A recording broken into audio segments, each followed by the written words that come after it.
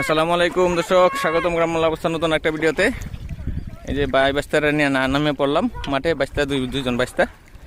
এই যে দেখেন এখানে চাপিলা মাছও ধরা পড়তেছে। হ্যাঁ, মাত্র জালটা পারছে, ঘের দিয়া তাড়ানো হয়েছে।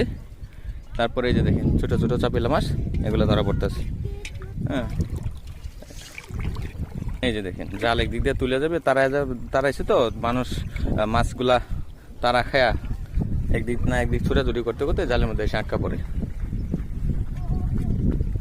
তো এইভাবে কে কে মাছ ধরছেন অথবা ধরে খাইছেন আমাকে একটু কমেন্টে জানাবেন। আর এখন যে যুগ আসছে, এই যুগের পোলাপান তো এইসব বুঝেই না।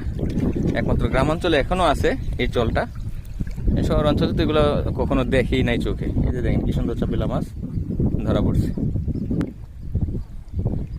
বাইস্তা দিলি তুমি কতলি মাছ মারতারো এটিতে? কেজি দুয়েক না?